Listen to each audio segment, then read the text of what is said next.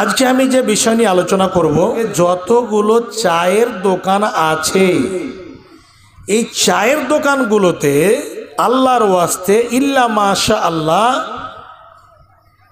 চায়ের দোকানে বসে কোনোদিন ভাই একটু হ্যাঁ হু বলবেন যে কোনোদিন কি জিকির আজকার হয়, কোরআন হাদিসের কথা হয়, ভালো একটা কথা হয় যে ভাই নমাজ কেন পড়েন না, রোজা কেন রাখেন না, ভাই মদ কেন পান করেন, আপনি এই রকম জেনা কেন করেন, আপনি এই রকম যতগুলো নেশাদার দ্রব্য জিনিস আছে ওই সমস্ত জিনিসগুলো যে আপনি খাচ্ছেন, একটাও কি ভালো কথা হচ্ছে? যখন দারুণ দুঃখ নামে আমার জীবন জুড়ে, বিপদ আপদ মুসিবতে মরি পড়ে পড়ে, তখন তোমার শৈশব কৈশোর, তখন তোমার শৈশব কৈশোর জোড়াই যন্ত্রণা, রসুল আমার কাজে কর্মে অনুপ্রেরণা, রসুল আমার ভালোবাসা, রসুল আমার আলো রসা, রসুল আমার প্রেম বিরহের মূল আলোচনা, রসুল আমার কাজে কর্মে অনুপ্রেরণা। উপস্থিত শ্রদ্ধেয় ও সম্মানীয় নির্বাচিত আজকে মহদী সভার সভাপতি মহাশয়, সামনে বসে থাকা ইসলাম দরদি, ইসলাম পিপাসু ভাই সকল, পর্দার অন্তরালে বসে থাকা অবলা সরলা মা ও খালারা, সর্বাগ্রী সেই মহান আল্লাহর আমি কৃতজ্ঞতা জ্ঞাপন করি যেই মহান প্রভু আমাদেরকে সুন্দরভাবে দ্বীনি মজলিসে বসে কোরআন এবং হাদিসের বয়ান শ্রবণ করার সুযোগ দান করেছেন। তাই আমরা সেই মহান মনিবের দরবারে একটিবার শুকরিয়া আদায় করি, অন্তর খুলে পড়ুন আলহামদুলিল্লাহ। তারপরে পরে আমাদের বিশ্ব নবী মানবকুল শিরোমণি নবী আহমদ মুস্তফা মুহাম্মদ মুস্তফা সকল পড়ুন সাল্লাল্লাহু আলাইহি ওয়াসাল্লাম। তিনার প্রতি শতকোটি শান্তির ধারা বর্ষিত হোক। আল্লাহুম্মা সাল্লি আলাইহি, আল্লাহুম্মা বারিক আলাইহি। আল্লাহু আকবার। আজকে আমি যে বিষয় নিয়ে আলোচনা করব, এই বিষয় এই জন্য আমি ধরলাম যে পায়খানা মোড় থেকে সুচগেট পর্যন্ত হরিশ্চন্দ্রপুর বাজার থেকে যতগুলো চায়ের দোকান আছে এই চায়ের দোকানগুলোতে আল্লাহর ওয়াস্তে ইল্লা মাশা আল্লাহ চায়ের দোকানে বসে কোনোদিন ভাই একটু হ্যাঁ হু বলবেন যে কোনোদিন কি জিকির আজকার হয়, কোরআন হাদিসের কথা হয়, ভালো একটা কথা হয় যে ভাই নমাজ কেন পড়েন না, রোজা কেন রাখেন না, ভাই মদ কেন পান করেন, আপনি এই রকম জেনা কেন করেন, আপনি এই রকম যতগুলো নেশাদার দ্রব্য জিনিস আছে ওই সমস্ত জিনিসগুলো যে আপনি খাচ্ছেন, একটাও কি ভালো কথা হচ্ছে? হয় কি? অনেকে আমার বাপজান আছেন, অনেক আমার দাদুজান আছেন, অনেক যুবক ভাই আছেন, আল্লাহর ওয়াস্তে আপনাদেরকে আমি খাটো করার জন্য আমি বলি না, আমাদের অন্তরে যে অসুখটা ঢুকেছে এই অসুখের কথাটা আমি বলতে কেবল আমি আরম্ভ করলাম। তো বিষয়টা কি হবে, আমি একটা আসলে প্রবাদ বাক্য আছে কথা, কি দেখবো মোর দিক না কি দেখবো তোর দিক, ধুলা উঠছে মোর দিক। আসলে একটা কথা, এর মধ্যে অনেকটি কথা লুকিয়ে আছে। ভাইরে কি বলবো আপনাকে ভালো কথা, কি বলবো আপনাকে নমাজ রোজার কথা। ভাই আমি তো অসুখে ঢুকে আছি, আমার পা থেকে মাথা পর্যন্ত শরীরে এত ঘা হয়েছে, এত অসুখ হয়েছে যে কোনো জায়গা বাদ নাই যে এ ঘা হয়নি, ফোড়া ফুনসি হয়নি। তো যদি শরীরে ঘা হয় তাহলে মোটামুটি করে ওষুধ লাগিয়ে মহলম লাগিয়ে মোটামুটি করে ভালো করার কোনো পদ্ধতি পাওয়া যাবে।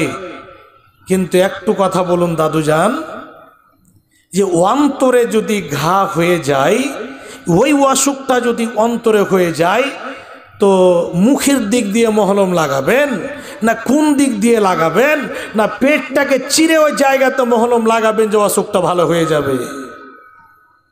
ভাবছেন আমার অসুখটা হচ্ছে জীবনে কোনোদিন নিজের দিকে আমি দেখি না যে আমি কি করি, আমি কোন জায়গাতে আছি, কেমন করে ইনকাম করি, কোন জায়গা থেকে আমার বাড়িতে ইনকাম আসে, আমি কোন কোন গুনায় ঢুকে আছি, কোন কোন জায়গাতে আমি পড়ে আছি, এটা আমি দেখি না। তবে ওই দোকানে গিয়ে, ওই বাজারে গিয়ে সব সময় সমালোচনা কার, অমুক লোকটা এই কাজ করে গো, অমুক হাজি সাহেব হজ করে এসে জানো উশালা এই কাজ চালু করেছে, আরে অমুক গ্রামে অমুকের ছেলে অমুকের মেয়ে ধরা পড়েছে, 4 লক্ষ টাকা তাকে জরিমানা করা হলো। মানে চায়ের দোকানে বসে তো একটু গল্প করতে হবে, কিছু তো একটু বলতে হবে, নাহলে সময় কাটবে না। ভাবছেন আমার, শুনে রাখুন, আজকে সুন্দর করে পয়েন্টের উপরে কিছু আপনাদেরকে আমি দিয়ে যাব, এটা একটা আমি আশাবাদী। তবে প্রথমে যখন আমি আরম্ভ করলাম, আগে আমি দুঃখের কথাটা আপনাদেরকে আমি জানিয়ে দিই। দুঃখ হচ্ছে এই, এর আগেও আপনারা আমার বক্তব্য শুনেছেন, প্রায় মোটামুটি আলহামদুলিল্লাহ এই রাস্তাতে আমি এই বক্তব্য ফিল্ডে 15 বছর থেকে আমি আছি, পড়ার যুগ থেকেই আমি আছি। গত বছর জানুয়ারির লাস্ট, ফেব্রুয়ারির শুরুতে আমি মেঘালয় থেকে ফ্লাইট দিয়ে আমি চলে গেলাম উত্তর 24 পরগনা প্রোগ্রাম করতে। দমদম এয়ারপোর্টে নেমে আবার ওখান থেকে কালিয়াচকে প্রোগ্রাম করলাম। এইরকম আওয়াজ আমার বসেছিল ভাই, কথা বলার মতো আমার শক্তি ছিল না। তবে এর মধ্যে কিছু অসুখ, তার মধ্যে একটু মানুষের ষড়যন্ত্র, মানুষের উপরে জাদুটনা হয়, নবীর উপরে জাদুটনা হয়েছিল। আল্লাহ যেই করেছে, যেই হিসাবে আব অসুখ হোক বা যেই কেউ করুক, আল্লাহর ওয়াস্তে এটা আল্লাহকে আমি ছেড়ে দিয়েছি। আল্লাহ তুমি সুপ্রিম কোর্ট, জজ কোর্ট, হাইকোর্ট, তুমি এটা ফয়সলা করো। আর অসুখ যদি হয়ে থাকে, আল্লাহ তুমি আমাকে সুস্থতা দান করো, আল্লাহ তুমি শেফায়ে কামলা আজলা দান করো। এটা আমি আল্লাহর কাছে কান্না করে করে দোয়া করেছিলাম, এখনো করছি আমি।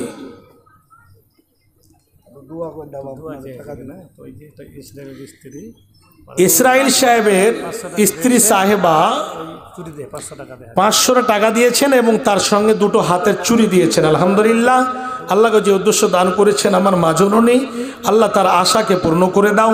আল্লাহ অনেক কেউ আত্মীয় স্বজন কবরবাসী হয়ে গেছে, আল্লাহ তুমি এই দানের বিনিময়ে তাদের কবরকে গুলবাগে ফুলবাগে করো। আল্লাহ যতদিন বেঁচে থাকবে দানকারী, তুমি তাকে সুখের জীবন দাও, আল্লাহুম্মা আমিন।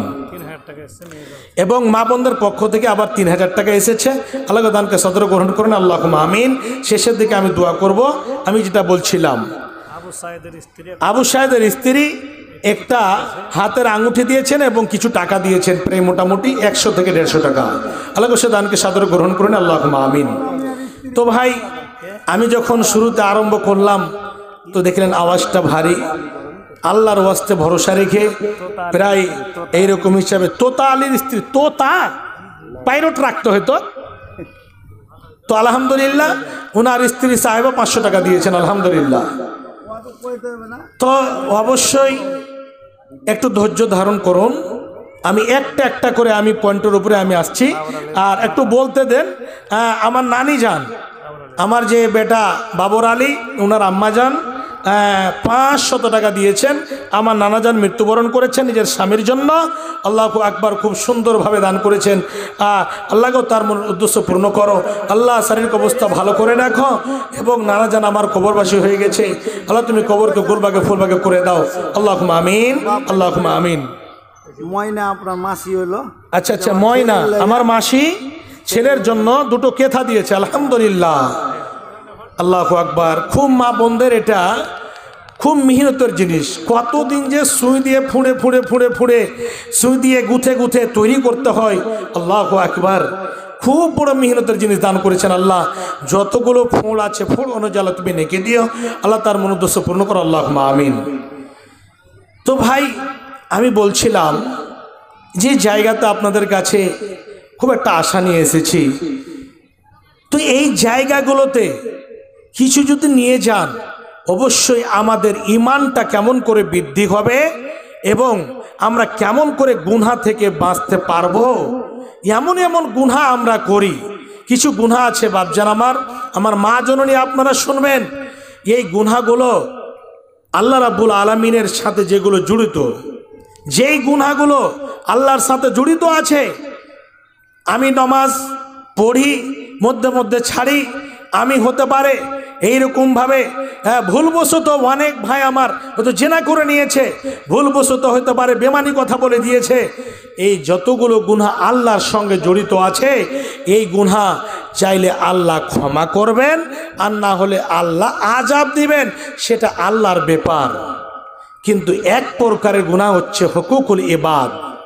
একটা হচ্ছে হুকুকুল্লাহ, দ্বিতীয় হচ্ছে হুকুকুল ইবাদ, যেটা হচ্ছে বান্দার হক। কেমন করে বান্দার হক ভাবছেন আমার? একজন এইরকমভাবে অজান্তে কোনো গুনাহ করে নিয়েছে, গুনাহটার কথা আপনি শুনতে পেলেন, আপনি চট করে কি করবেন? ভাই, এই কথাটা আর কারোর সামনে বলিয়েন না। আপনি আমাকে বললেন, এটা আর সমালোচনা করিয়েন না, বলা বলি করিয়েন না, না হলে তার সম্মানে আঘাত হবে, সম্মান খাস করে তার নষ্ট হয়ে যাবে, লাঞ্ছিত হবে, সেই এমন বেজ্জত হবে। না না না ভাই, আমি ওর কথা শুনে নিজের ঈমানকে আমি হারাতে চাই না। এই কথাটা অবশ্যই আপনি বলবেন। আসসালামু আলাইকুম। এতক্ষণ ডেলিগেট মনে হয় বন্ধ ছিল, এখন ডেলিগেটের খাওয়া দাওয়া চলছে, আপনারা সেখানে গিয়ে খেতে পারেন। তো অবশ্যই আপনি বলবেন যে ভাই এগুলো আমি শুনতে চাই না, বলিয়েন না। তো হুকুকুল ইবাদ, একজন মুসলমান ভাইয়ের কি আয়না বলা হয়েছে, আয়না। একজন ভাইয়ের পায়ে কাঁটা লেগেছে, আপনি শুনতে পেয়েছেন, উস শব্দ করেছে, আপনাকেও অতটা দুঃখিত হতে হবে যতটা সে দুঃখী হয়েছে।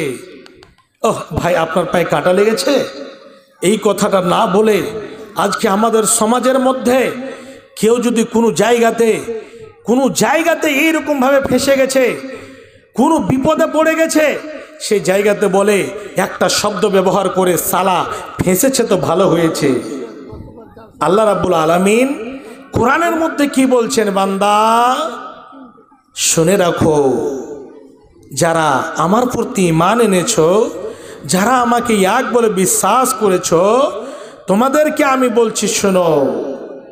আল্লাহ বলেন, ওরে আমার বিশ্বাসী বান্দারা, তোমরা শুনে নাও, যারা আমাকে এক বলে বিশ্বাস করেছো, যারা আমাকে সারা পৃথিবীর সৃষ্টিকর্তা বলে মেনে নিয়েছো, যারা আমাকে সারা পৃথিবীর ওয়াহদাহু লা শারীক বলে বিশ্বাস করেছো, বান্দা শুনে নাও। ইয়া আইয়ুহাল্লাযীনা আমানু ইজতানিবু কাসীরাম মিনাদ-দান্নি ইন্না বা'দাদ-দান্নি ইসমুন। হে বান্দা, হে আমার বান্দিরা, তোমরা শুনে রেখো, তোমরা এক অপরের ব্যাপারে কখনো তোমরা খারাপ ধারণা রেখো না। এক অপরের ব্যাপারে, এক অপরের সম্পর্কে কোনো সময় তোমরা খারাপ ধারণা রেখো না। বাপজান আমার, আমরা সব সময় এক অপরের ব্যাপারে বলা বলি করি, এক অপরের ব্যাপারে আমরা সমালোচনা করি। হে বাপজান আমার, আমরা কখনো এই জায়গাতে কুরক্ষেপ করিনি যে আমি চায়ের দোকানে বসে একজন আমার গ্রামের ভাই আব্দুর রহমান, আব্দুল সত্তার, এ ভাইয়ের ব্যাপারে আমি কেন তার ইজ্জতকে নিয়ে ছিনিমিনি খেলছি, তার ব্যাপারে কেন আমি বলা বলি করছি, এই কথাটা জীবনে আমি ভাবিনি। এর ব্যাপারে বলতে গিয়ে আমার ইমানটা নষ্ট হয়ে যাবে, আমার ইমানটা বরবাদ হয়ে যাবে, আমি নষ্ট হয়ে যাব, আমি ক্ষতিগ্রস্তর মধ্যে চলে যাব, আমি বরবাদ হয়ে যাব। এইরকম ভাবে আমরা অন্তরের মধ্যে কোনো রকম ধারণা করিনি। হে বাপজান আমার, আপনার বাড়ির পাশে একজন কোনোভাবে এইরকম অঘটন ঘটে গিয়েছে, আপনার বাড়ির পাশে আপনার পড়োশি, আপনার দায়িত্ব রয়েছে তার ইজ্জতের রক্ষা করতে হবে, ইজ্জতকে রক্ষা করতে হবে, তার ব্যাপারে কোনো রকম বলা বলি করা যাবে না, তার ব্যাপারে কোনো রকমের কথা বলা যাবে না। যদি আপনি বলেন তাহলে তার ব্যাপারে ভালো কথাটা বলতে হবে, ভালো কথা আলোচনা করতে হবে, সুখবরও জানাতে হবে, সুন্দর কথা বলতে হবে, মিষ্টি ভাষায় মুখ দিয়ে কথা বের করতে হবে। এক অপরের ব্যাপারে কোনো সময় সমালোচনা করা যাবে না। এইরকমভাবে আমরা একের পর এক এইরকমভাবে আপোষের মধ্যে একজন ভাইয়ের ব্যাপারে বলা বলি করি।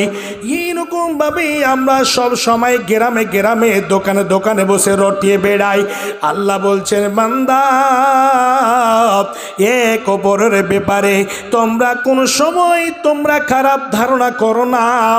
ওই লোকটা জেনাকার, ওই লোকটা চোর, ওই লোকটা চোর, ওই লোকটা বেঈমান, ওই লোকটা সুদখোর, ওই লোকটা জেনাখোর, এইরকম ভাবে কখনো খারাপ ধারণা করো না। বাপজান আমার মা জননী, এই জায়গাতে একটু লক্ষ্য করুন। আল্লাহ বলছেন ওয়ালা তাজাসসু, দ্বিতীয় নম্বরে বলছেন কি, এক নম্বর হলো তোমরা কোনো ভাইয়ের সম্পর্কে, একজন ভাই, আল্লাহু আকবার, আপনি বলছেন যে আমার মার পেট থেকে জন্ম নিয়েছে তার জন্য ভাই না।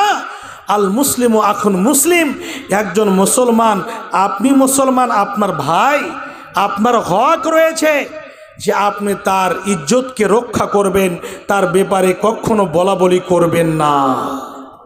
তো আল্লাহ কি বললেন? এক নম্বরে হলো তোমরা কোনো সময় খারাপ ধারণা করো না। কেন? কিছু কিছু এইরকম ধারণা রয়েছে যেটা হচ্ছে এই জায়গাতে গুনাহ হবে, অনেক ধারণাতে আপনার গুনাহ হয়ে যায়।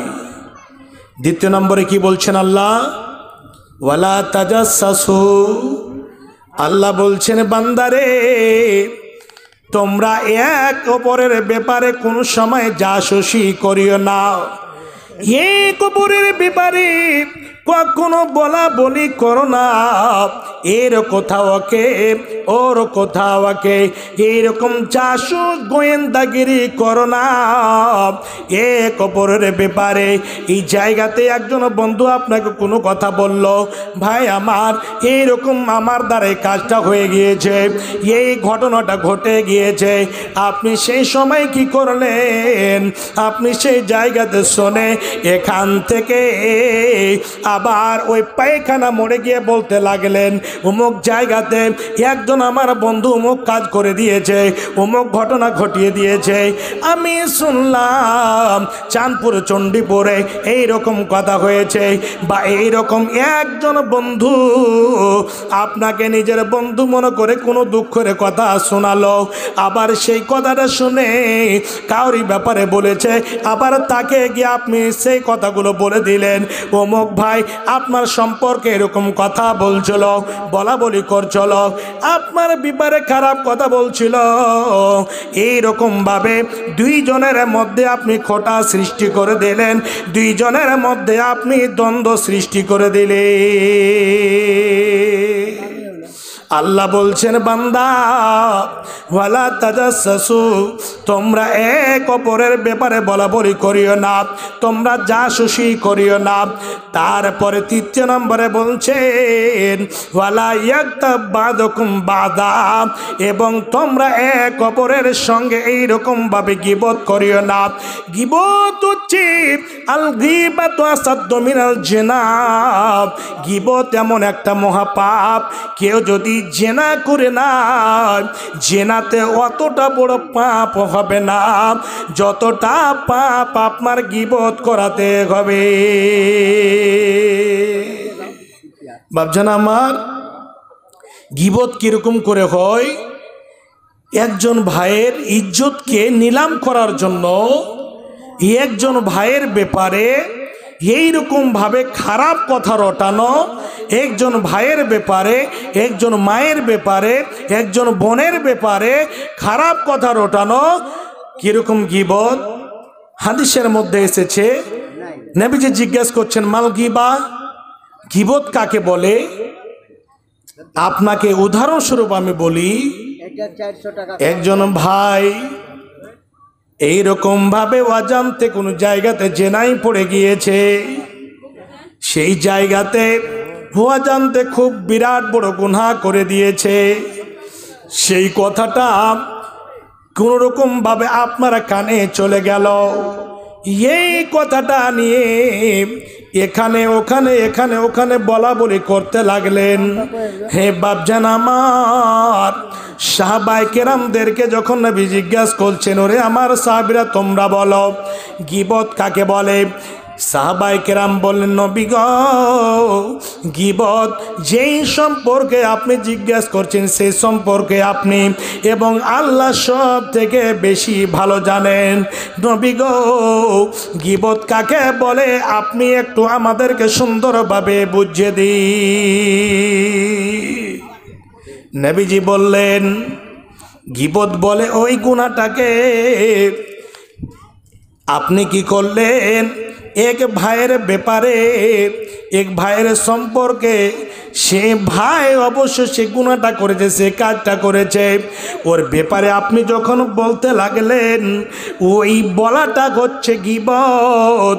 সেই লোকটি অবশ্যই চুরি করেছে, ডাকাতি করেছে, রাহাজানি করেছে, ধর্ষণ করেছে, এই কথাগুলো আপনি যে বলা বলি করবেন, এক ভাইয়ের কথা অন্য ভাইকে আপনি শোনাবেন, অন্য ভাইয়ের কানে পৌঁছে দিলেন, আবার সে ভাই অন্য ভাইকে বলে দিল, এইরকম বলা, অন্য ভাইয়ের সম্পর্কে বলা বলি করা, ওর ইজ্জতকে নিয়ে ছিনিমিনি খেলা, ওর ইজ্জতকে মাটিতে মিশিয়ে দেওয়ার জন্য, ওর ব্যাপারে খারাপ কথা ছড়ার জন্য আপনি বলতে লাগলেন। নবীজি বলছেন এটাই হচ্ছে গীবাত, এটাই হচ্ছে গীবাত।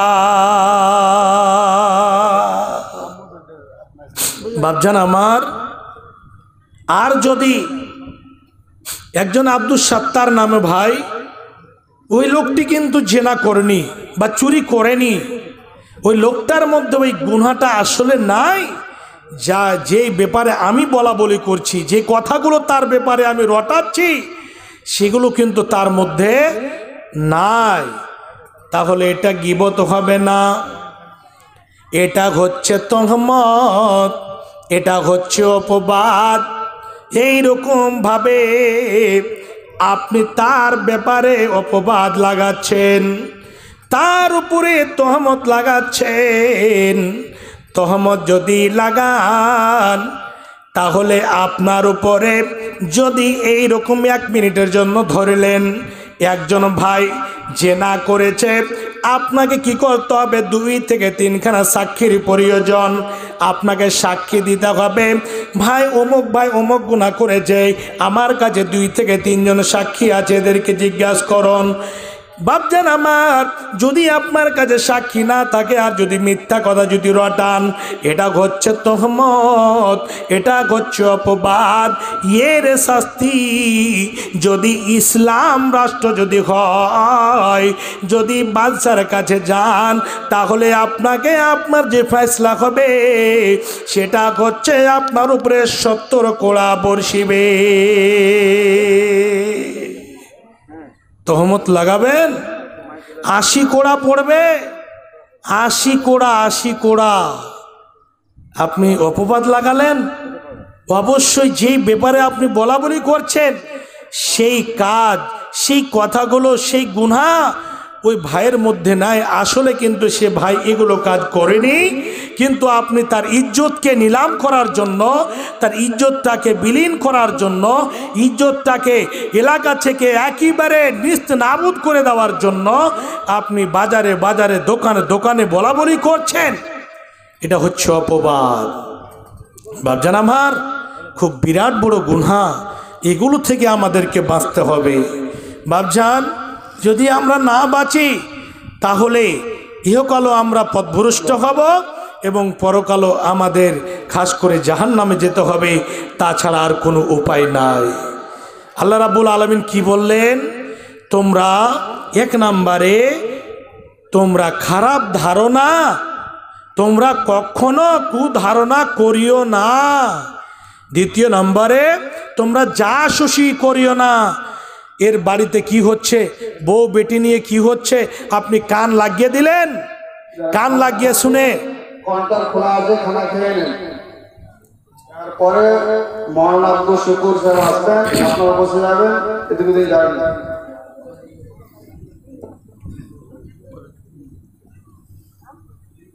বক্তব্য তার কেটে যায়, সবেরই তার কেটে যায়।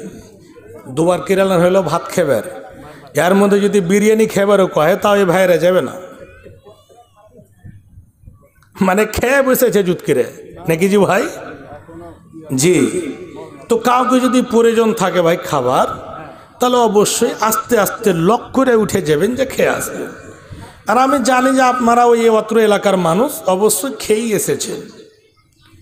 তো আমি যেটা বলছিলাম যে এই জায়গাটাতে কেমন করে আমরা বাঁচব, কেমন করে কি কাজ করব যে আমরা এরকম হিসাবে এগুলো গুনাহ থেকে বাঁচতে পারবো। গুনাহ, আল্লাহু আকবার। তো 2 নম্বরে যে জাসুসি, কার বাড়িতে কোন বউ বেটি নিয়ে কি হয়েছে কান লাগিয়ে দিয়ে শুনে আবার গ্রামগঞ্জে বলতে আরম্ভ করলো। কে কি করেছে? ফয়সালা ইসলামের কি আছে জানেন? রাত্রে বেলায়, দিনের বেলায় কেউ যদি আপনার বাড়িতে টাটিতে যদি কান লাগিয়ে শুনে, চোখ লাগিয়ে যদি ওকে ওই টাটি যদি খড়ের যদি টাটি হয়, তাহলে যদি একে ছিদ্র করে যদি দেখে, তাহলে তার কানে শিক ভরে দেন, তার চোখটাকে কানা করে দেন। জি, কেন আপনি শুনতে যাবেন? কেন আপনি দেখতে যাবেন? ওর বাড়িতে ছেলে মেয়ে বউ বেটি হতে পারে, আগনার মধ্যে, বাড়ির মধ্যে মাথায় কাপড় আছে কিনা, ওরা আপোষের মধ্যে স্বামী স্ত্রী কি বলা বলি করছে, আপোষের মধ্যে কিছু গোপনীয় কথা হতে পারে, তাদের কিছু পরামর্শ থাকতে পারে, আর ওগুলো শুনে ওগুলো নিয়ে আপনি গ্রামে গ্রামে, দোকানে, এখানে ওখানে, বন্ধু বান্ধবের সামনে আপনি বলা বলি করতে আরম্ভ করলেন। ভাবজান, এটা হচ্ছে হুকুকুল ইবাদ। এই গুনাহ জীবনে ক্ষমা হবে না, এই গুনাহ জীবনে ক্ষমা হবে না। আপনি যে বলা বলি করলেন এখানে ওখানে, আপনি ব্যবসা করেন, ব্যবসাতে মাংস, সপ্তাহে মাংস করেন, দিনে দিনে গরু কাটেন। কি হলো গো মালান সাহেব?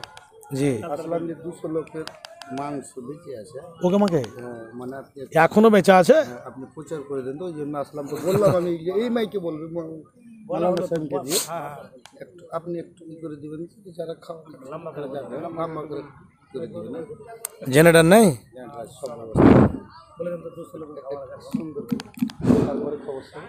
একটা খবর আসলো ভাই, এখনো 200 মানুষ খাবার মতো জিনিস বেঁচে আছে। মাংস, ভাত এখনো প্রায় মোটামুটি 200-250 মানুষ খাবে, এইরকম বেঁচে আছে।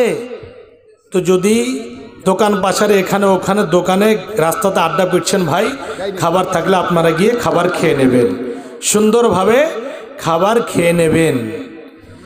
তো এটা হচ্ছে হুকুকুল ইবাদ, এই গুনাহ ক্ষমা হবে না। তো আপনি ব্যবসা করছেন, 500 টাকা দিয়ে মাংস নিতে গেল, আর দিয়ে আপনি কি করলেন, 2 কেজি মাংস না দিয়ে তাকে আপনি 2.25 কেজি দিলেন বা 1.5 কেজি দিলেন, আপনি ওখানে দাড়ি মেরে নিলেন।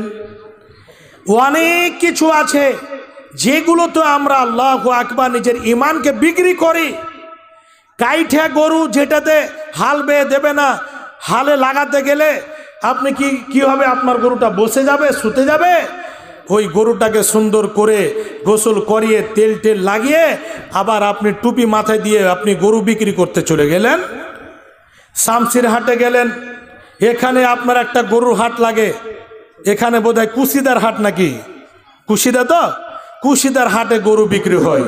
ওখানে চলে গেলেন, সুবহানাল্লাহ আলহামদুলিল্লাহ আস্তাগফিরুল্লাহ তসবিহ তো খুব পড়ছেন। বেচারা টুপি দেখে দাড়ি সাদা হয়ে গেছে পেকে, তো দাড়ি টাড়ি দেখে গরু তো খুব তাজা মোটা তাজা হয়ে আছে। বলছে, হাজি সাহেব গরুটা কত দাম? বলছে, ভাই হজ করিনি, তবে আল্লাহ বিল্লাহ খুব কড়া করে করি। কড়া করে করেন? বলছে জি। হ্যাঁ, তো গরুটা কত দাম নেবেন? বলছে, ভাই বলিয়েন না, আমার বড় বেটা তো গরু বিক্রি করতে দিত না, দেখছেন কত সলসিলা আছে। তো লক করে হার বেটা গেছে মালদা, তো গরুটাকে বেচে নেবো ভাই, কেন যে বেটারা খুব খরচাপাতি দেয় না, এদিক ওদিক উমুক বেটির বাড়ি যেতে হয়েছে, উমুক পতিনের বাড়ি, লাতিনের বাড়ি, তো আমার গরুটা বেচে নেব। তো বেচারা তসবি পড়া দেখে আর ঠোঁট হিলা দেখে আর টুপি পাঞ্জাবি দেখে বেচারা কিন্তু গরুর দাম করতে লাগলো। বলছে, লিয়ে যান, গরুটা এমন হাল বেহে দিবে যে আপনি কোনো সময়তে আপনি আমার নাম ছাড়া থাকবেন না, সব সময় নামই করবেন। বলছে, তাহলে ঠিকই আছে ভাই, ভালো কথা, গরুটার দাম করেন। দাম হলো, গরু নিয়ে চলে গেল। তো এই গরু বেচার পরে তখন একবার হাই লেসাস ফেলে কইছে, ওহো ওহ সালা একটা বোকা পেয়েছিল যে ফাঁসাল জিয়াকে। সকালবেলায় আগে আগে গরু কিনতো, তো গ্রামের লোক আসতক দেখতে, আরে আব্দুর রহিম গরু এক জোড়া নিয়ে এসছে, হ্যাঁ ভালো হালতাল বাহি বেলাচ্ছে। তো সকাল হইলি নমাজ পড়া সুবহান আলহামদুলিল্লাহ করতে করতে এসে গরু দেখতে লাগলো। তো বেচারা ফজর নামাজ পড়ে এসে গরু হাল জুড়েছে। একটা গরু আগে থেকে বাড়তে ছিল, ওকে বাঁয়ে করেছে একটু কমজোর, আর তাজা একে ডাহিনে করেছে, ঘুরতে হবে সব সময়। বাপজান আমার 2 হাতও যায়নি খো, এমন হ্যাঁ সুতলো, আল্লাহু আকবার, আর উঠলো না।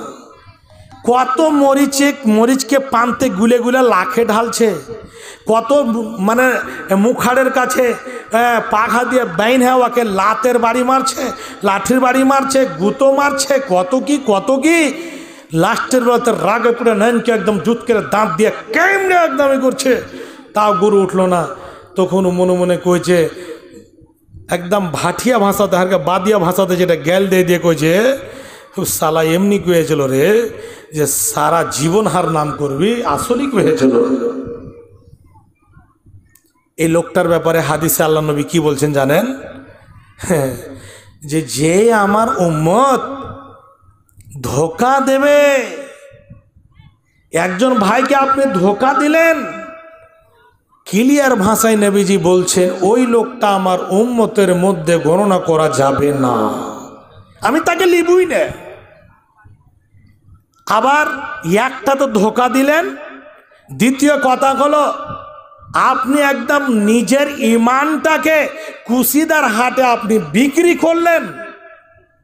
তৃতীয় নম্বরে ওই লোকটি যে নিয়ে গেছে, ওই লোকটি সবসময় আপনাকে সুবহান আলহামদুলিল্লাহকে দোয়া দেবে না, ওই গরুটাকে শেষের বেলা এরকম জালসাতে, না হলে বিয়েতে, আর না হলে কোনো অনুষ্ঠানে ওকে জবাই করে খাওয়া ছাড়া কোনো উপায় নাই। আপনার ইমানটা কত বড় মজবুত, কত থার্মামিটার দিয়ে মাপা যাবে আপনার ইমানটাকে। আল্লাহু আকবার। এইরকম জিনিসগুলো আমাদের মধ্যে একেবারে বিদ্যমান, এগুলো জিনিস থেকে আমাদেরকে বাঁচতে হবে। এটা হচ্ছে হুকুকুল ইবাদ। এই হুকুকুল ইবাদ গুনাহ কখনো ক্ষমা হবে না। আপনি মাংস কম দিয়েছেন, আলু কম দিয়েছেন, চিনি কম দিয়েছেন, ধোকা দিয়েছেন, বেঈমানি করেছেন, রাহাজানি করেছেন, আপনি এক অপরের ব্যাপারে সমালোচনা করেছেন, বলাবলি করেছেন, আপনাকে কি করতে হবে? বেঁচে থাকাকালীন মা আমার, বোন আমার, ওর কাছে গিয়ে হাত ধরে আপনাকে ক্ষমা নিতে হবে। ভাই আমার, আমি বলেছিলাম আপনি আমাকে ক্ষমা করে দিন, আমি এই রকমভাবে তোমাকে ধোঁকা দিয়েছিলাম, ভাই আপনি আমাকে ক্ষমা করে দিন। এই রকম হিসাবে আপনাকে ক্ষমা নিতে হবে, না হলে গুনাহ আল্লাহ রাব্বুল আলামিন ক্ষমা করবেন না। বাপজান আমার, তাহলে একটা হাদিস আপনাদের কাছে আমি বলি যে কেমন করে আপনি কোনো যদি কাউরি কথা শুনেন, চট করে আপনি বলবেন ভাই আপনি এই কথাটা আমার সামনে বলিয়েন না, আপনাকে বলতে হবে না। একজন এই রকম গুনাহ করে, দেখেন ইমানের স্পিরিট কত যে ছিল, নবীজির কাছে গিয়ে হাজির। একজন মানুষ নিজের মালিকের বাড়িতে চাকর হিসাবে ছিল, আর চাকর হিসাবে থাকতে থাকতে শয়তানের পাল্লাই পড়ে নিজের মালকিনের সাথে জেনা করে নেয়। জেনা করে নিয়েছে। জেনা করার পরে মালিক জানতে পারলো যে আমার বাড়ির কৃষক, আমার বাড়ির গোলাম এইরকমভাবে এত বড় গুনাহ করেছে আমার স্ত্রীর সাথে, আমার মালকিনের সাথে। আল্লাহু আকবার। বলছে তুমি যাও, নবীর কাছে গিয়ে ফয়সালা নিয়ে এসো। নবীর কাছে ফয়সালা নিয়ে আসার জন্য আসলো। সেই লোকটির নাম হচ্ছে মাইজ বিন মালিক। সে লোকটি এসে নবীজিকে বলছেন, তাহিরনি ইয়া রাসূলুল্লাহ, নবী গো আপনার কাছে আমি এমনি আসিনি, নবী গো আমি অজান্তে খুব বিরাট বড় গুনাহ করে দিয়েছি।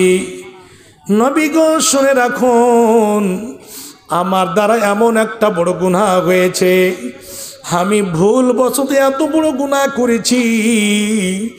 নবী গো খুব বড় দুঃখ নিয়ে আমি এসেছি, আমার অন্তর স্থির হিসাবে নাই, আমি যেন কোনো জায়গাতে গিয়ে এইরকমভাবে শান্তি পাই না।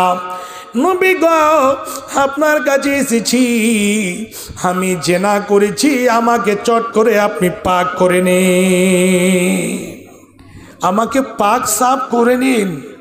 আমি খুব বড় আশা নিয়ে এসেছি, কেন? জানতে আমার দ্বারা ভুল হয়েছে, আমি খুব বিরাট বড় গুনাহ করেছি। একবার বলছে, নবীজি শুনে বলছে, শোনো তুমি তওবা করো, তুমি ইস্তিগফার করো, তওবা করো, এবং তুমি বাড়ি ফিরে যাও। একবার যখন বলেছে, নবীজি এই কথার উত্তর দিয়েছেন। আবার অল্প রাস্তা গিয়ে আবার মাইজ বিন মালিকের চোখ দিয়ে পানি ঝরছে, আর এসে বলছে, নবী গো আপনার কাছে আমি এসেছি, আপনি আমাকে পাক করে নিন, আমাকে একটু পাক সাফ করে নিন। আমি যদি এই হালাতে আমার যদি মরণ হয়ে যায়, তাহলে আল্লাহর জাহান্নাম ছাড়া আর কোনো জায়গা হবে না। এই কথা বলে আবার দ্বিতীয়বার নবীজির কাছে গিয়ে হাজির হয়েছেন। আবার নবীজি বলছেন, হে মাইজ বিন মালিক শোনো, তুমি বাড়ি ফিরে যাও, আল্লাহর কাছে তওবা করো, ইস্তেগফার করো, বাড়ি ফিরে যাও। একবার, দুইবার, তিনবার হয়ে গেল, নবীজি পুনরায় সেই কথাটা বলছেন, উত্তর সেটাই দিচ্ছেন। চতুর্থবার মাইজ বিন মালিককে বলছে, তুমি তাহলে জেনা করেছো নাকি বলো? বলছে, নবী গো জি হ্যাঁ আমি জেনা করেছি। সঙ্গে সঙ্গে নবীজি একটু রাগান্বিত হয়ে বলছেন, ওরে আমার সাহাবীরা, এ মাইজ বিন মালিক কি মদ পান করে এসে, যে একটু মুখটাকে সঙ্গে দেখে নাও, মুখটাকে সঙ্গ আর সঙ্গে দেখে নাও, সে মদ পান করে এসেছে নাকি। একজন সাহাবী গিয়ে মাইজ বিন মালিকের মুখটাকে খুলে সঙ্গে দেখছেন, দেখে বলছেন, নবী গো সে মদ পান করে আসেনি, সেই কোনো নাশা করে আসেনি। নবীজি বললেন, তাহলে শোনো, তুমি কি আসলে জেনা করেছো? বলছে, জি হ্যাঁ আমি জেনা করেছি।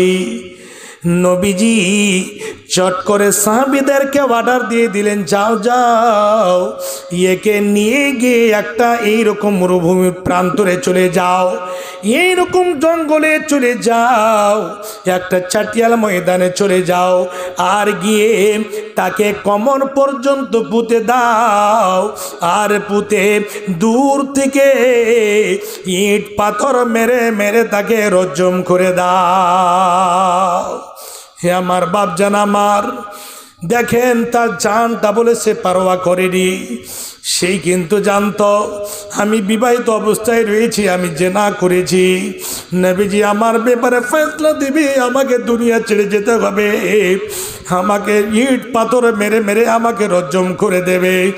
এই কথাটা সে জানতো, কিন্তু সেই পালায়ন করেনি, সে দুনিয়াকে ভাবেনি, আখেরাতকে সে ভেবেছে, জান্নাত জাহান্নামকে সে ভেবেছে।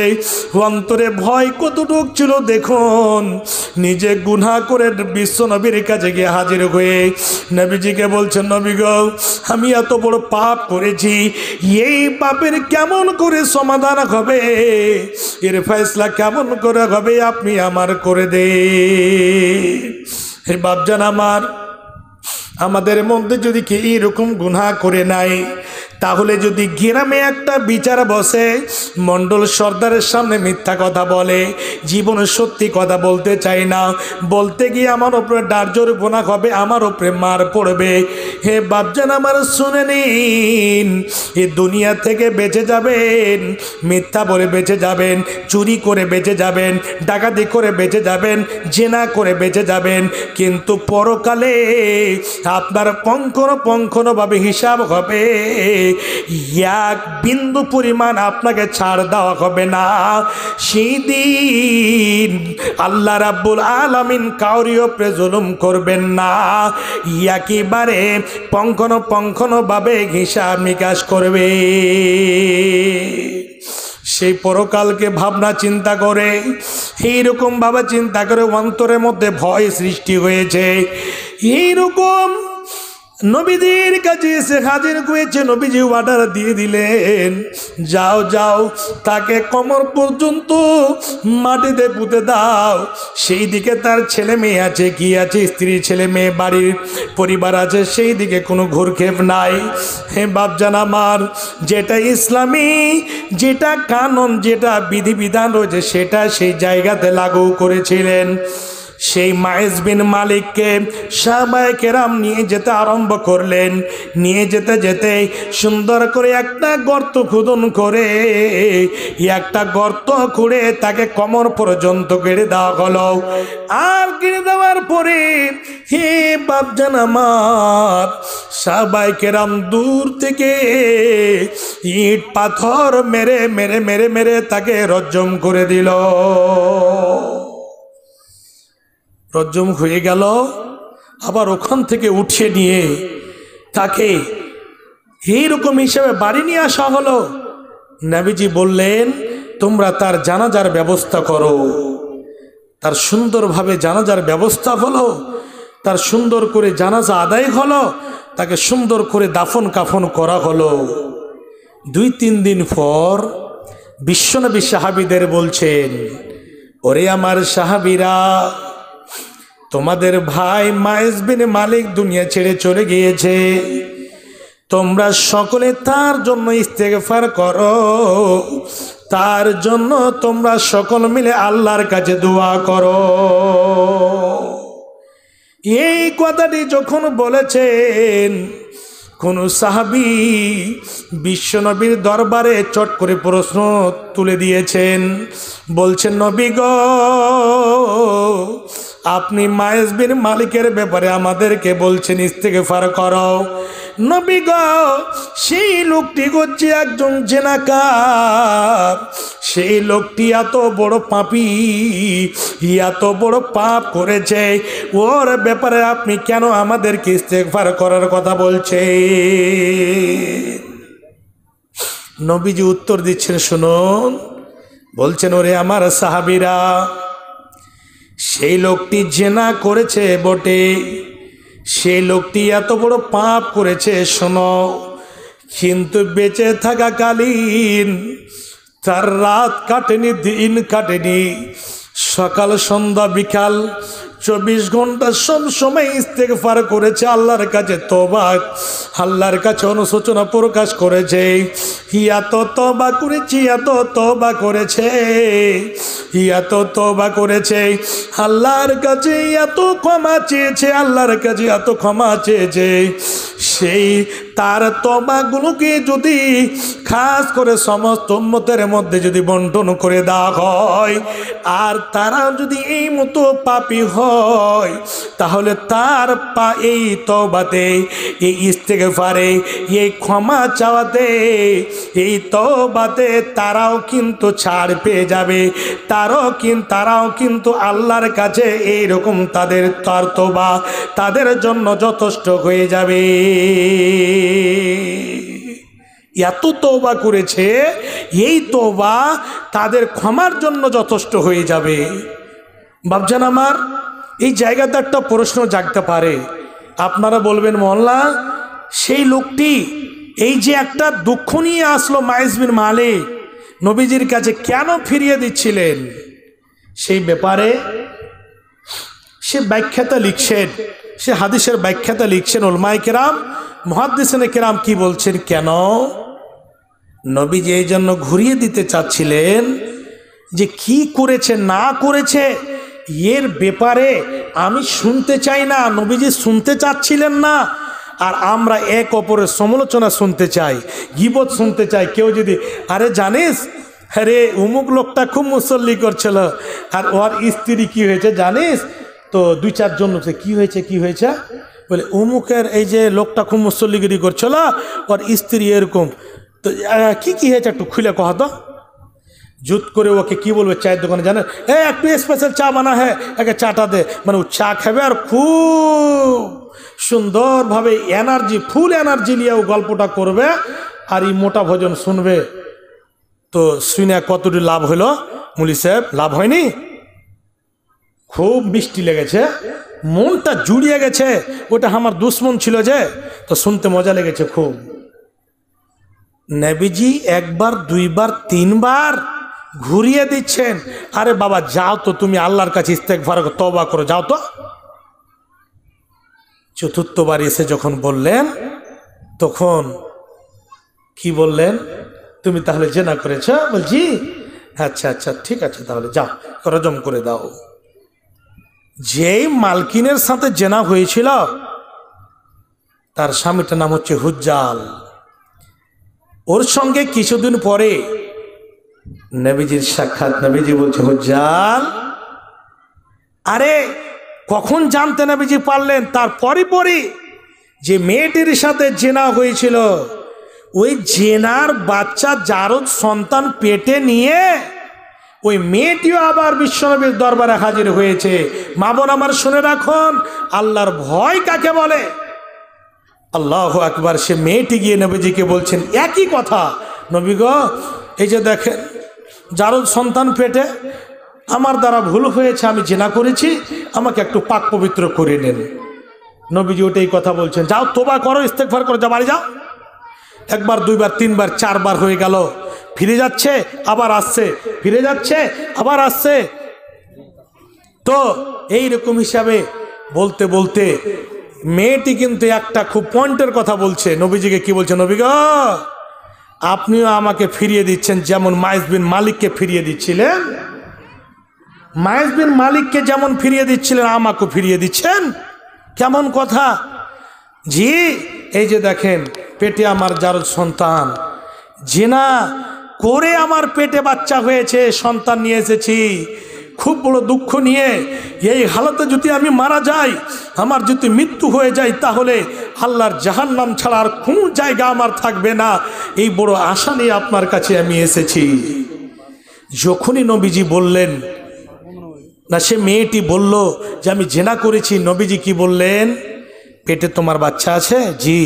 তাহলে তোমার উপরে হদ কায়েম হবে না।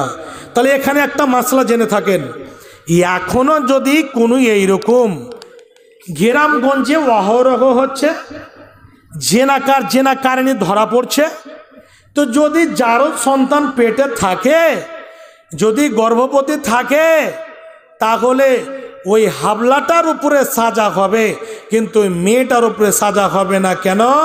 ভুল মেয়েটা করেছে, পেটের বাচ্চাটা ভুল করেনি। যখন কোড়া পড়তে লাগবে তখন যদি হতে পারে অযথ মার পড়বে, আর মারটা পড়তে গেলে হতে পারে অজাগাতে লেগে গেলে ছেলেটা খালাস হয়ে যেতে পারে, ছেলেটা মরে যেতে পারে। ওই ছেলেটা তো ভুল করেনি, ভুল করেছে তার মা। ওই মেয়েটি ভুল করেছে, তার জন্য ওই গর্ভবতী অবস্থায়, বাচ্চা থাকাকালীন অবস্থায় ওই মেয়ের ওপরে, কোনো মেয়ের ওপরে এরকম সাজা, মার, এরকম দৌড়া চলবে না। নবীজি বললেন কি করো? তুমিও অপেক্ষা করো। কতদিন অপেক্ষা করব? বলছে শোনো, যতদিন তোমার পেট থেকে বাচ্চাটা খালাস না হয়ে যাবে, যতদিন খালাস না হবে ততদিন আমি তোমার ওপরে হদ কায়েম আমি করতে পারবো না। আমি তোমার ওপরে এইরকমভাবে কোড়া বর্ষাতে পারবো না, বা তোমাকে আমি রজ্জম করতে পারবো না। যেরকম শাস্তি তোমার উপরে লাহিক হবে, তোমার উপরে এইরকম শাস্তি যে আমি দেব, তোমার উপরে শাস্তি যে আমি কায়েম করব, এই মতো অবস্থায় তোমার উপরে শাস্তি আমি দিতে পারবো না। যাও যাও, যতদিন বাচ্চা খালাস না হবে ততদিন তুমি আমার কাছে আসো না। সেই মেয়েটি নবীজির কাছ থেকে এক পা দুই পা করে আগে হাঁটছে, তো দুই পা পিছনে হাঁটছে, পিছনে চলছে আর কান্না করছে। সব সময় ফুটা ফুটা পানি ঝরছে আর বলছে, আল্লাহ এইরকম বাজাতে আমার দ্বারা খুব বিরাট বড় ভুল হয়েছে, আমি গুনাহ করে দিয়েছি। আর এই অবস্থায় যদি আমি মারা যাই, এই যার সন্তান যদি আমার পেটে থাকে, অবস্থায় যদি আমি দুনিয়া ছেড়ে চলে যাই, তাহলে আমার জাহান্নাম ছাড়া কোনো জায়গা হবে না। আমি জীবনে জান্নাতের আমি আশাবাদী হতে পারবো না, আমি জান্নাতি মেয়ে হতে পারবো না। এই আশা নিয়ে, এই কথা নিয়ে সব সময় মনের মধ্যে ধারণা, কখন আমার বাচ্চাটা প্রসব হবে, কখন বাচ্চা আমার খালাস হবে, এই নিয়ে আল্লাহর কাছে তওবা করতে আছে। সকাল বিকাল 24 ঘন্টা সব সময় আল্লাহর কাছে ইস্তেগফার করতে আছে, আল্লাহর কাছে ক্ষমা চাইতে আছে। এরকম করতে করতে রাত দিন কাটতে কাটতে কাটতে কাটতে কাটতে কাটতে কিছুদিন পরে যখন বাচ্চাটা খালাস হয়েছে, ওই বাচ্চাটাকে একটা সাদা কাপড়ে সুন্দর করে গুটিয়ে নিয়ে বিশ্ব নবী নবী মুহাম্মদুর রাসূলুল্লাহ সাল্লাল্লাহু আলাইহি ওয়াসাল্লামের দরবারে হাজির করে দিয়েছেন।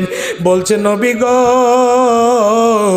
এই যে দেখুন, যে আমার পেটে যার সন্তান ছিল, ওই ছেলেটি এইরকম ভাবে জন্মভূমিষ্টি করেছে, এই জন্ম নিয়েছে। এই ছেলেটিকে দেখুন, এই যে দেখুন, আমি আপনার দরবারে আমি হাজির হয়েছি, আপনি বলেছিলেন জন্ম হওয়ার পরে আসবে। নবীজি বলছেন, শোনো, এই ছেলেটিকে দুধ পান করার মতো এইরকম কাউরি আমি ব্যবস্থা পাচ্ছি না, এইরকম কাউকে খুঁজে পাচ্ছি না যে ছেলেটিকে কেউ মানুষ করবে বা দুধ পান করাবে। না না, হে মেয়ে, তুমি শোনো, তুমি বাড়ি ফিরে যাও, এই বাচ্চাটিকে তুমি দুধ পান করাও। যতদিন পর্যন্ত দুধ পান করবে, যতদিন সে দুধ না ছাড়বে, খাদ্য খেতে না শিখে নেবে, ততদিন পর্যন্ত আমি তোমার উপরে হদ কায়েম করব না। ভাবছেন আমার মা জননী সেই এমন হয়ে কান্না করতে করতে সে বাচ্চাটিকে কোলে করে আবার বাড়ি ফিরে আসছে, দুধ পান করাচ্ছে। আবার সব সময় টকটকে লেগে আছে, হ্যাঁ রে, আমি একজন গুনাহগার, আমি একজন কলঙ্কিনী মেয়ে, আমি একজন খাস করে খুব বড় পাপী মেয়ে। হাই রে, আমার তো বাচ্চা খালাস হয়েছে, কিন্তু আমি এখনো পাক পবিত্র হইনি। আমার যদি এখনই মত হয়ে যায়, মালকুল মত চলে আসে, তাহলে আমার দাসা কি হবে? সব সময় আল্লাহর কাছে তওবা করছে, আল্লাহর কাছে ক্ষমা চাইছে।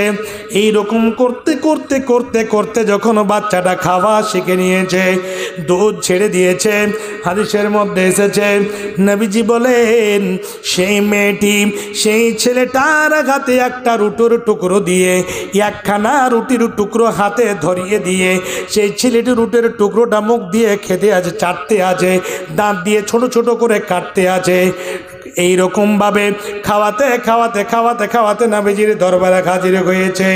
বলছে নবী গো, আপনি বলেছিলেন কিছু খেতে শিখবে তখন তুমি নিয়ে আসবে, এই জন্য দেখুন এটার দলিল হলো, প্রমাণ করছে দেখুন ছেলেটি রুটি খেতে লেগেছে, খাদ্য খেতে শিখে নিয়েছে, এখন আমার দুধ ছেড়ে দিয়েছে।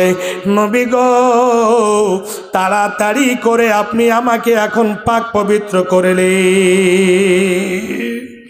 বাপজান আমার, নবীজি কি করলেন, সুন্দর করে সেই ছেলেটিকে নিয়ে একজন সাহাবীকে দিয়ে দিলেন। বলছে তুমি তাকে লালন পালন করো, তাকে পালাপোষা করো, তার সুন্দর করে দেখভাল করো। তারপরে সাহাবীদের বললেন যাও, একে একটা ময়দানে নিয়ে যাও, আর নিয়ে গিয়ে একটা গর্ত খোদন করো, গর্ত খুঁড়ে তাকে বুক পর্যন্ত গেড়ে দাও, আর গেড়ে দিয়ে দূর থেকে ইট পাথর মেরে মেরে মেরে মেরে তাকে রজ্জম করে দাও, তাকে দুনিয়া থেকে বিদায় করে দাও।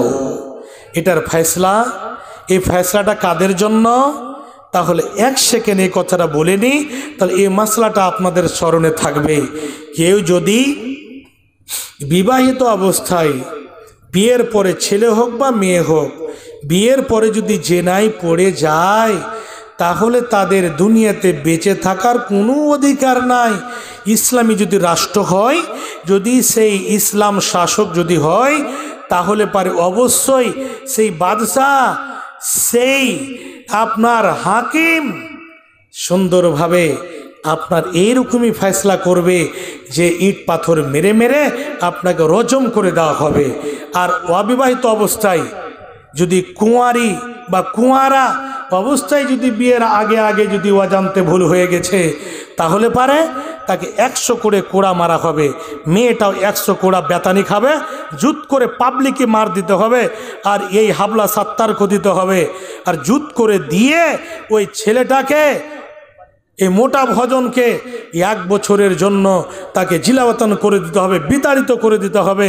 এর মানে হলো যদি এই এলাকাতে মানে জেনা করেছে, এই জন্য ওকে বিতাড়িত করতে হবে। যে মোটরসাইকেল লেগে মানে একটা কথা আছে যে ভাই, কি যে একবার মাথা মুড়ে গাঁর বাহির দিয়ে যায়, যে 100 বার মুড়ে গাঁর ভিতর দিয়ে যায়। তো ইয়ার তো লজ্জা শরম কি আছে কি না কি। তো ও মোটর সাইকেলে একবার করে ওর যখন মনটা মানে একটু একটু করে মিস কল আসবে অন্তরটাতে, ওহ সারা জরিপনা তো দিয়েছি, আর জুত করে তো পিটেছে পাবলিকে পিটা করে, একবার দেখা ফের করে এলি, তোমার দেখা হবে না ওর ফের প্রেমের বেমারি জাগবে। তার জন্য ইসলামী যেটা ফয়সলা, কোরআন হাদিসের যেটা ফয়সলা, সেটা হচ্ছে অবিবাহিত পুরুষ মেয়ে জেনা করলে 100 কোড়া করে মেরে ওই পুরুষটাকে তুমি কি করো, 1 বছরের জন্য কোনো জায়গা, অন্য দেশ বা কোনো বাইরে তাকে পাঠিয়ে দাও, সেই জন্য 1 বছর ওর সঙ্গে দেখা না করতে আসে, ওকে বিতাড়িত করে দাও। এটা অবিবাহিতর জন্য। আর বিবাহিত পুরুষ, বিবাহিতা মেয়ে যদি পড়ে যায়, তাহলে এই রকম তাকে রজ্জম করা হবে। ইসলামী যদি রাষ্ট্র হয়, তাহলে হিন্দুস্তানে ভাই এটা কানুন নাই। কি কানুনটা?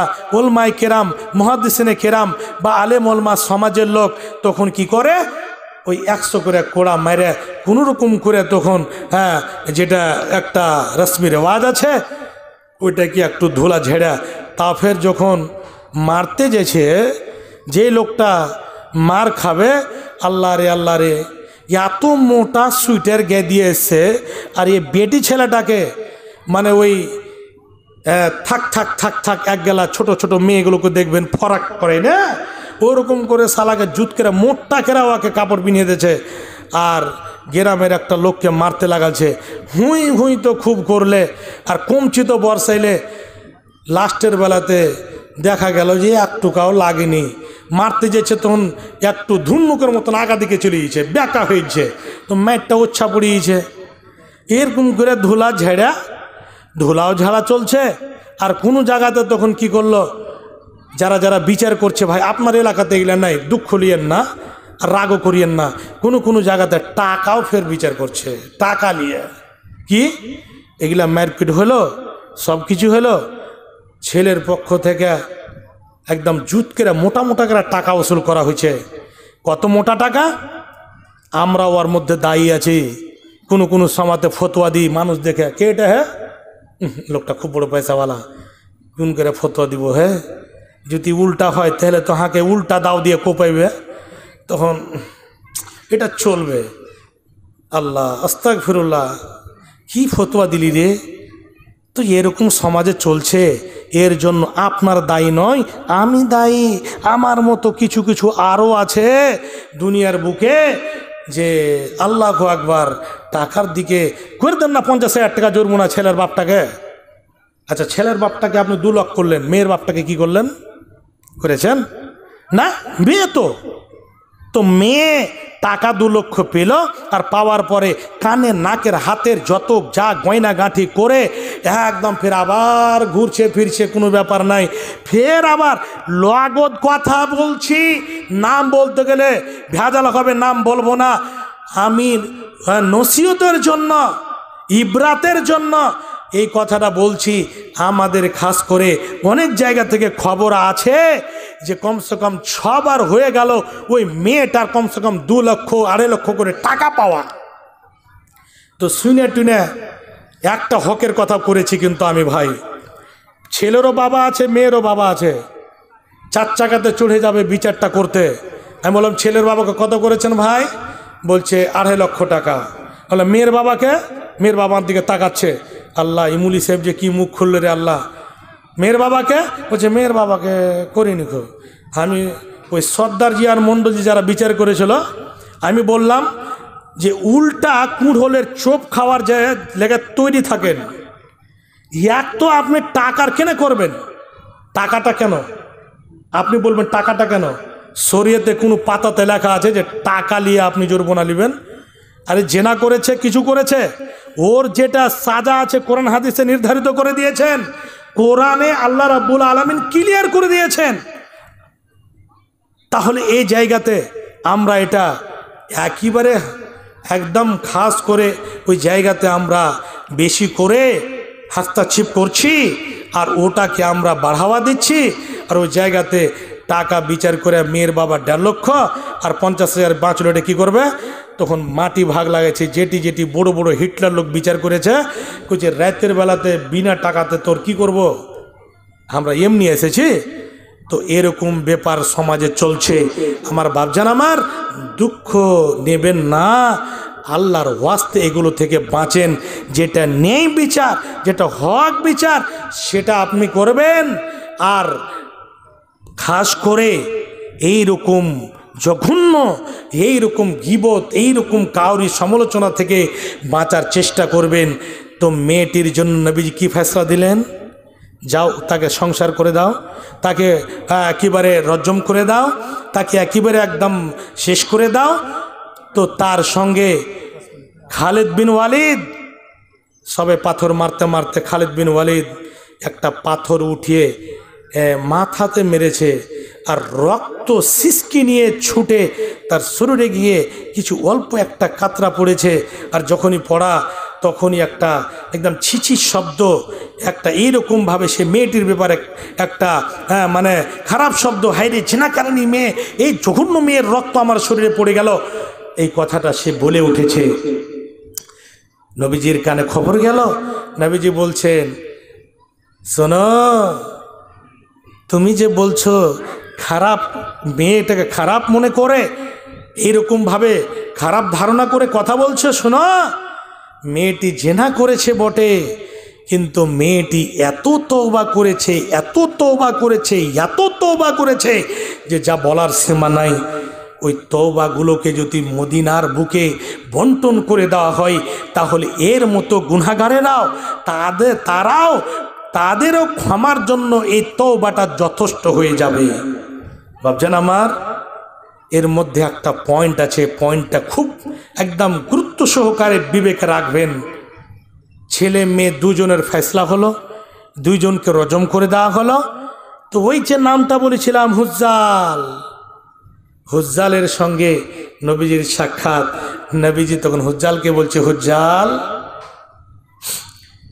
তোমাকে একটা কথা বলছি, ঠিক আছে গুনাহ করেছে, তোমার যখন কানে চলে গেল তুমি এই কথাটাকে সুন্দর করে লুকিয়ে দাবিয়ে তুমি কেন রাখোনি?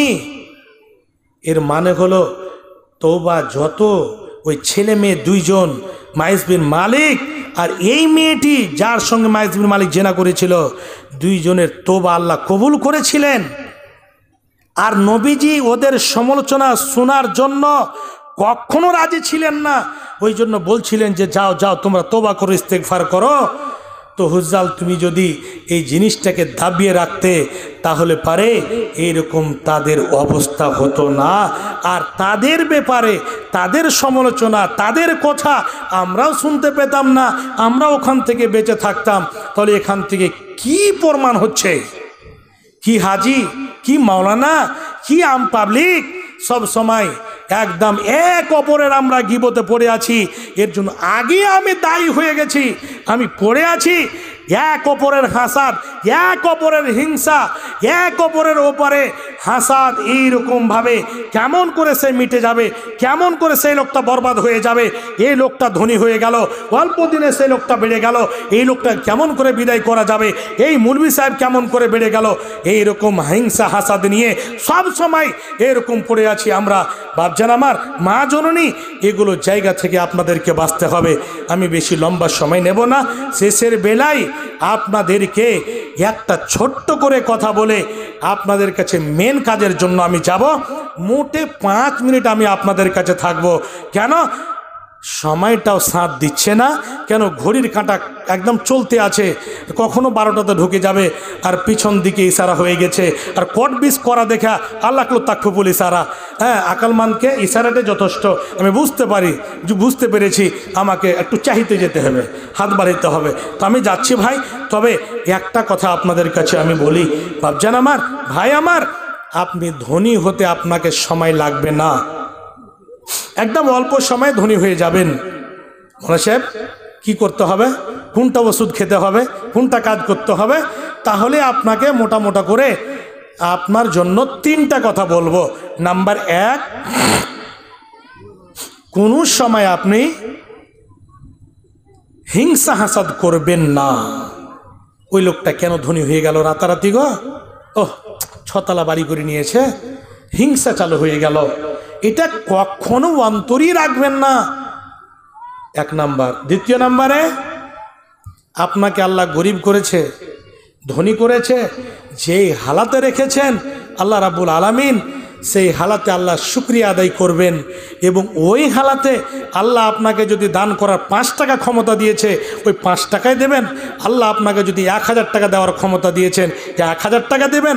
আপনাকে 1 লক্ষ টাকা দেওয়ার যদি ক্ষমতা দিয়েছেন, 1 লক্ষ টাকা দেবেন।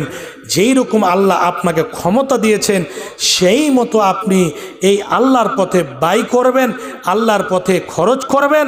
কেন? অন্য কোনো জিনিস দিয়ে, নামাজ দিয়ে, হজ দিয়ে আর অন্য অন্য ইবাদত দিয়ে জান্নাত খরিদ করা যায় না। তবে একটা জিনিস দিয়ে জান্নাত খরিদ করা যায়। আল্লাহ নিজে কোরআনের মধ্যে বলে দিয়েছেন কি, যে আমি মুমিনদের মাল, মুমিনদের জান এবং মালকে খরিদ করে নিয়েছি। কিসের বিনিময়ে? জান্নাতের বিনিময়ে। আল্লাহু আকবার। তাহলে আপনি মাল দিবেন, জান দিবেন। জান মানে আজকে জালসা করছেন, পরিশ্রম দিচ্ছেন, কত শ্রম যে দিয়েছেন আপনারা, কত যে মেহনত করেছেন, এটা একটা জান লাগানো। আপনি এক অপরের জন্য, ভালোই কাজের জন্য আপনি জান দিচ্ছেন। আপনি মসজিদ মাদ্রাসার জন্য সবসময় কাজ করেন, টাকাও দিয়ে সাহায্য করেন, নিজে আপনি খেটে কাজ করে মেহনত করে আপনি এটাই করেন। তো এটাই হচ্ছে মাল এবং জান। তো আপনি দান করবেন। 3য় নম্বরে, সব সময় এক অপরের ব্যাপারে ভালো ধারণা রাখবেন, খারাপ ধারণা রাখবেন না। এই তিনটা কথা, তিনটা গুণ যদি আমাদের মধ্যে যদি থাকে, অবশ্যই আল্লাহ রাব্বুল আলামিন অল্প সময়ের মধ্যে আমাদেরকে আল্লাহ ধনী করে দেবেন। অবশ্যই আমাদের বাড়ি ঘরে আল্লাহ বরকত দেবেন। শেষের বেলায় আপনাদের কাছে আমি হাত বাড়াবো ভাই। আমি গুনাহগার হতে গেল, আমি পাপী হতে গেল, আমি একজন মুসাফির, আমি সুদূর কিষানগঞ্জ থেকে আমি এসেছি আপনাদের কাছে মৃত্যু মায়ের জন্য, মৃত্যু বাবার জন্য, মৃত্যু ভাই বোনদের জন্য, মৃত্যু আত্মীয় স্বজনের জন্য। আপনারা 500, 1000, 100, 200, 10, 20, 50 করে মা বোন আমার বাপজান, আমার ভাইয়েরা যেখানে আছেন একটু চট করে আমার হাতে দিয়ে দেবেন। অবশ্যই আপনাদের কাছে আমি নিয়ে আপনাদের জন্য খালিস দিলে অন্তর খুলে দোয়া দেব। আপনার মা বাবা যদি কবরবাসী হয়ে থাকে, কবরে শুয়ে আপনাদের দিকে তাকিয়ে আছে। আমার ছেলে আছে, আমার ছেলের জন্য আমি জমি জায়গা তৈরি করে রেখে দিয়ে এসেছি। আমার মেয়ে আছে, আমি কবরে শুয়ে আছি। আমি অবস্থায় আছি যে আমি খাস করে এই জায়গাতে এমন অবস্থায় ওদেরকে রেখে এসেছি যে আমার জন্য দান করতে পারবে, টাকা পয়সা খরচ করতে পারবে। তারা তাকিয়ে আছে বাপজান, আমার মায়েরা, আমার বোনেরা। মৃত্যু মা বাবার জন্য, আত্মীয় স্বজনের জন্য হাতের নাকের গয়না গাঁঠি, টাকা পয়সা, সোনা চাঁদি আপনারা আনাজও দিতে পারেন। গিটি, বালু, সিমেন্ট, অনেক কিছু দানের বস্তু আছে ভাই। আল্লাহর ওয়াস্তে চট করে আমার হাতে দিয়ে দেন। 5টা মিনিট নিয়ে নেব, তারপরে আমি এখান থেকে বিদায় নেব। আর প্রধান বক্তা ভাই আমার আব্দুল শুকুর সাহেব চলে আসবেন, ওনার মুখ থেকে আপনারা মূল্যবান বক্তব্য শ্রবণ করবেন। এখানে আলহামদুলিল্লাহ আপনার নানার কি বলছে, স্ত্রী মারা গেছে। আসসালামু আলাইকুম। আচ্ছা, মাশাআল্লাহ। ইনি হচ্ছেন আমার নানা, আমার নানি যান দুনিয়া ছেড়ে বিদায় নিয়েছেন। আল্লাহু আকবার। ওনার জন্য খাস করে কানের কিছু এসেছে, 4খানা হাতের চুড়ি এসেছে, তারপরে নাকেরও ফুল আছে এবং গলার মালাও আছে। অনেকটা আলহামদুলিল্লাহ গয়নাগাঠি এসেছে। কত সুন্দর, কত বড় আশা নিয়ে যে এসেছে। আল্লাহ গো, এ নানির জন্য আমি দোয়া করব। আল্লাহ গো, আমার নানা জান কত বড় দুঃখিত হয়ে এখানে আমার কাছে এসেছে, কত বড় দুঃখের পাহাড় নিয়ে এসেছে। আল্লাহ, আমার নানি যান দুনিয়া ছেড়ে বিদায় নিয়েছে। আল্লাহ গো, এমন জায়গা থেকে যে সেই জায়গার খবর নেওয়ার কোনো ব্যবস্থা নাই, কোনো মেশিন নাই, কোনো কম্পিউটার ব্যবস্থা নাই। কি হালাত রয়েছে একবার খবর নেব। আল্লাহ গো, সেই জায়গাতে আমাদের সকলকে শুইতে হবে, সময় যখন হবে সকলকে যেতে হবে। আল্লাহ গো, নানি যান আমার এমন জায়গাতে পড়ে আছে, সেই জায়গাতে সকলে আমাদেরকে যেতে হবে। নানির জন্য কত সুন্দর করে হাতের নাকের অনেক কিছু গয়না গাঁঠি দিয়েছেন। আল্লাহ সেদানকে সাদর গ্রহণ করে নাও। আল্লাহ নানি জানকে জান্নাতবাসী করাও। আল্লাহ সুখের জীবন দাও। আল্লাহ করো, পরকাল মঙ্গলময়ী করো। আল্লাহ গো, তাকে জান্নাতুল ফিরদৌসের মধ্যে জায়গা দাও। আমার নানা জান যতদিন বেঁচে থাকবে সুখের জীবন দাও। আল্লাহ বড় বড় অসুখ থেকে বাঁচিয়ে রাখো। আল্লাহকে হেফাজতে রাখো। আল্লাহ ছেলে মেয়েদেরকে হেফাজতে রাখো। আল্লাহ বাড়িতে বরকত দাও। আল্লাহুম্মা আমিন, আল্লাহুম্মা আমিন। খোপাকাটি থেকে 1100 টাকা একটু পানির বোতলে দেন তো। খোপাকাটি থেকে 1100 টাকা দিয়েছেন। আলহামদুলিল্লাহ। একজন খোপাকাটি থেকে ভাই আমার এসে 1100 টাকা দিয়েছেন। আল্লাহ গো, এ দানকে সাদরে গ্রহণ করে নাও। আল্লাহ মনের আশাকে পূর্ণ করে দাও। আল্লাহুম্মা আমিন, আল্লাহুম্মা আমিন।